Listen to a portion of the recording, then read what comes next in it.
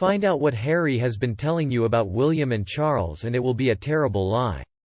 The Queen is the saddest of all. We are delighted you found our YouTube channel dedicated to news about royal family. News update.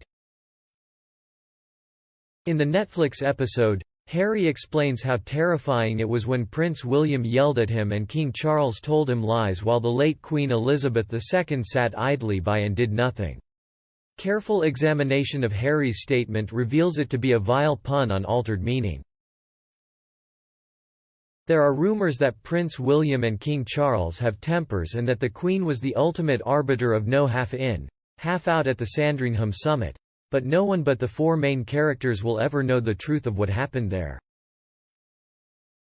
An intriguing choice of words, scream. Screaming is a form of vocal expression that is typically associated with females and young children due to the high pitch at which it is delivered.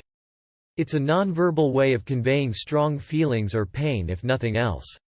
It paints a picture of William who is not so much intimidating as completely out of his mind.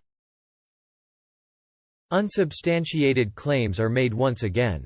The king's a liar, and this time it's for real.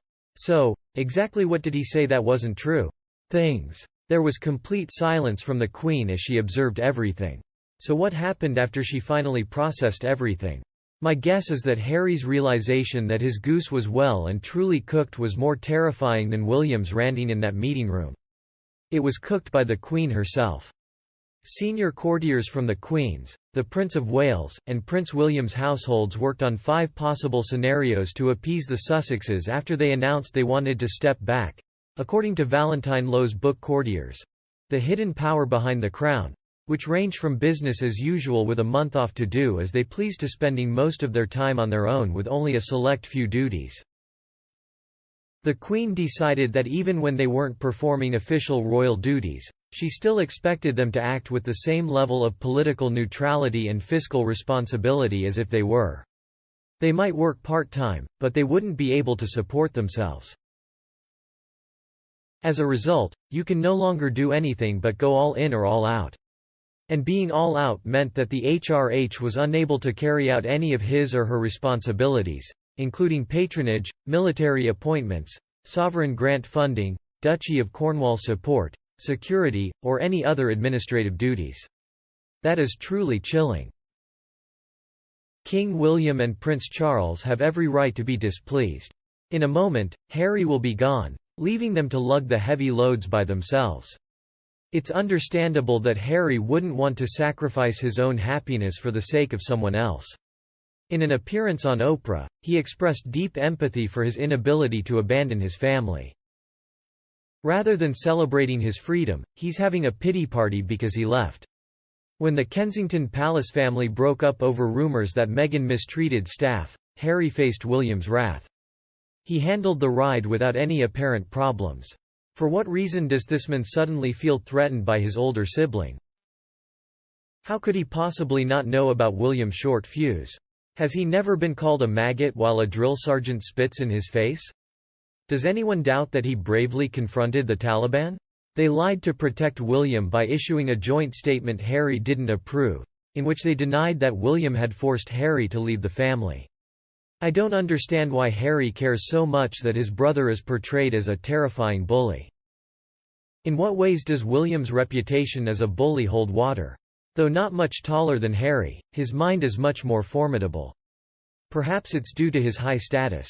Surprisingly, he was only the 3rd most influential person there. In my opinion, Queen Elizabeth II was the killer, Prince Charles the hurt and indignant offspring, parent, and Prince William the vengeful scapegoat. In addition, I am certain that Harry was screaming at William and that William was responding in kind. I don't think it's being honest to use the word terrified. I can imagine his surprise at William's equally ferocious response to Harry's treatment of his 3 relatives. It's horrible that he called his father, King Charles, a liar in public. His disrespect for our late Queen was the thing that offended me the most about him. How he describes her makes it sound like she owes him a favor. The late Queen left Prince Charles to mediate between his enraged, entitled younger son and himself, regardless of whether or not he was capable of doing so. In particular, Harry feels slighted that his grandmother did not support him and Meghan. As with any group of people, the average person will lose their cool if provoked. When William takes a stand for what he believes in and refuses to back down, he is often labeled as stubborn or having a temper. The best of luck to him. The terms integrity, manliness, and leadership were more common in the past. Even though our culture is in shambles, most people still fail to recognize or respect authentic displays of masculinity. To put it bluntly, Harry is a coward and a quitter. Although Harry claimed he didn't want a life of duty, the last 3 years have shown that he also doesn't want to work. It's clear that all he wants is to live a sedentary existence where everything is provided for him with minimal effort on his part. Having to rely on others is not true autonomy. That's just being careless.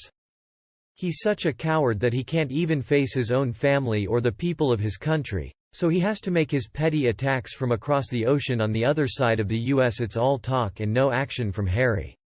He told everyone how Meghan would be a real workhorse for the royal family and how she would make the most of her privileged position. He knew she'd be great because she was put together, bubbly, and outgoing, and because, unlike his other girlfriends, she was accustomed to the press and knew how to handle it. She vouched for herself as a boots-on-the-ground kind of gal. She told us in front of the cameras that she had told the Queen, her thick and confidant best friend, that she was there to work and that she would do whatever the Queen wanted. What did you expect to happen as a consequence? Time commitment of 72 days. Seriously. In 1.5 years, 18 months, 72 days. She had no other work ethic or knowledge to offer. We were able to observe her handling of both adults and children during that time. As the cameras focused on her, we got to see her bubbly personality, while when they moved on, we got to read the leaks and rumblings. She claims to have experienced the royal lifestyle despite not having lived there long enough to do so in reality. The workdays felt more like a vacation, catwalk than anything else. Each of them is a slob. They didn't do anything for Netflix for well over a year, and when they finally did, it was a shoddy attempt. For Spotify, the time to come up with anything was 2 years. And everyone is aware of what terrible, inexperienced work that was. They did absolutely nothing during those unproductive years. Idiots who lack initiative. So, what were they doing all day? Spending Diana's inheritance and the millions of dollars in startup money Harry's mean old father gave him on tapping, humming, chanting, smoking, buying awards, magazine covers, and speaking engagements.